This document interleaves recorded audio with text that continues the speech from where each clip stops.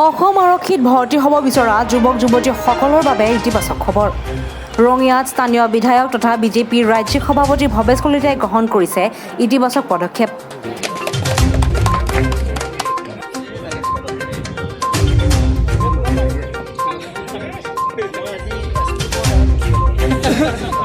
Rangia block মণ্ডলৰ সহযোগত অনুষ্ঠিত কৰিবলৈ লোৱা হৈছে বিনামূলীয়া শাৰীৰিক প্ৰশিক্ষণ শিবিৰ। ৰঙিয়াৰ তৰণী আৰিমত্ত মিনি ষ্টেডিয়ামত অনুষ্ঠিত হ'বলগীয়া প্ৰশিক্ষণ শিবিৰৰ আজি মুকলি কৰা হয়।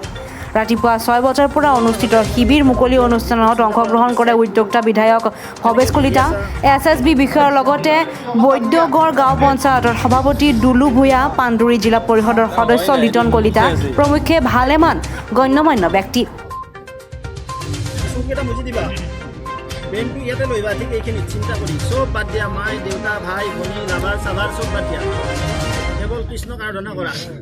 আমি যে ক'লো গোবিন্দে ৰাম, তোমালোকে যদি মন্দিৰক আৰাধনা কৰা, সেই মন্দিৰটো কৰি ধ্যান কৰি এইৰকম দিয়া। অঞ্চলটোৰ কেইবা শতাধিক যুৱক যুৱতীয়ে অংশগ্ৰহণ কৰা অনুষ্ঠানত শিবিৰক লৈ উৎফুল্লিত হৈ পৰা পৰিলক্ষিত হয়। আজি আমি ইয়াত প্ৰশিক্ষাৰ্থী হিচাপে আছাম পুলিচৰ প্ৰশিক্ষাৰ্থী হিচাপে আমি বহুত আনন্দিত হৈছোঁ, কাৰণ আমি আগন্তুক কালচোৱাত আমি বহু ঠাইত আমি ইয়াৰ প্ৰশিক্ষণৰ কাৰণে বহু ঠাই যাব লগা হৈছিলে, বহুত দূৰ দূৰণিলৈ যাব লগা হৈছিলে, যেনে আমাৰ ৰঙিয়া চঙিয়াবোৰত আমি গৈছিলোঁ। কিন্তু এতিয়া আমাৰ চৰকাৰখনে, আমাৰ MLA মহোদয়ে আমাক নিজৰ ঠাইতে এই বিশেষ প্ৰশিক্ষণৰ সুবিধা কৰি দিছে। আজিৰ পৰা 7 দিন এই প্ৰশিক্ষণ হ'ব, আমি বহুত আনন্দিত, বহুত ভাল লাগিছে আজি। শিবিৰটোৰ জৰিয়তে অংশগ্ৰহণকাৰী প্ৰশিক্ষাৰ্থীসকল উপকৃত হোৱাৰ আশা ব্যক্ত কৰে ভৱেশ কলিতাই।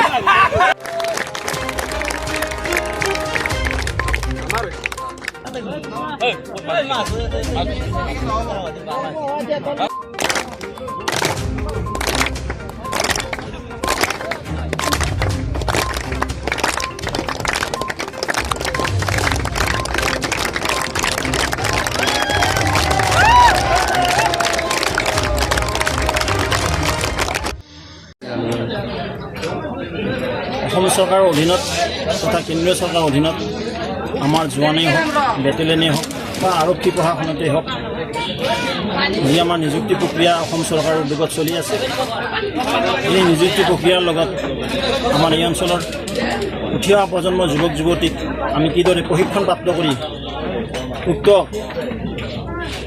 যি প্ৰক্ৰিয়া আছে এই প্ৰক্ৰিয়াত অংশগ্ৰহণ কৰি এই অঞ্চলৰ আমি উঠি অহা প্ৰজন্মৰ যুৱক যুৱতীসকলক অসম পুলিচেই হওক বা বিভিন্ন বিভাগত মকৰল কৰাৰ কাৰণে ফিজিকেল ফিটনেছৰ বাবে যি শাৰীৰিক যোগ্যতা বুলি কয়, শাৰীৰিকভাৱে সক্ষম বা শাৰীৰিকভাৱে ষ্ট্ৰং বডি ফিটনেছেই হওক, লং জাম্পেই হওক, হাই জাম্পেই হওক, দৌৰেই হওক, সকলো ক্ষেত্ৰতে পাৰ্গত কৰাৰ নিমিত্তে এই প্ৰশিক্ষণ শিবিৰ আমি ইয়াত আয়োজন কৰিছোঁ।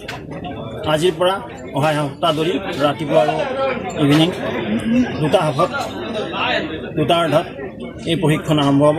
ইতিমধ্যে এই প্ৰশিক্ষণৰ কাৰণে আমি সমল ব্যক্তি হিচাপে, ৰিচোৰ্চ পাৰ্চন হিচাপে আমাৰ SSB যি হাঁহাৰত আমাৰ হেডকোৱাৰ্টাৰ আছে, ছেক্টৰ হেডকোৱাৰ্টাৰ, ইয়াৰে আমাৰ ডেপুটি ইন্সপেক্টৰ সন্মানীয় সিং ডাঙৰীয়াক আমি আমন্ত্ৰণ কৰিছোঁ। তেখেতৰ নেতৃত্বত কেইবাজনক প্ৰশিক্ষক আহি এই অঞ্চলৰ যুৱক যুৱতীসকলক শাৰীৰিক কিছু প্ৰশিক্ষণৰ ব্যৱস্থা কৰি দিব। এই ক্ষেত্ৰত মই উঠি অহা প্ৰজন্মৰ যিসকল অসম পুলিচৰ বিভিন্ন ছাৰ্ভিচৰ কাৰণে নিবেদন কৰিছে, তেওঁলোকক এই ফিজিকেল টেষ্ট অৰ্থাৎ শাৰীৰিক প্ৰশিক্ষণৰ কাৰণে আহ্বান জনাইছোঁ আৰু আশা কৰিছোঁ এই প্ৰশিক্ষণৰ জৰিয়তে যেন আমাৰ এই অঞ্চলৰ যুৱক যুৱতীসকলে গৃহ বিভাগত মকৰল অৰ্থাৎ নিযুক্তি পাবলৈ সক্ষম হয়। ৰঙিয়াৰ পৰা নিতুল ডেকাৰ ৰিপৰ্ট, নিউজ ষ্টাৰ 7।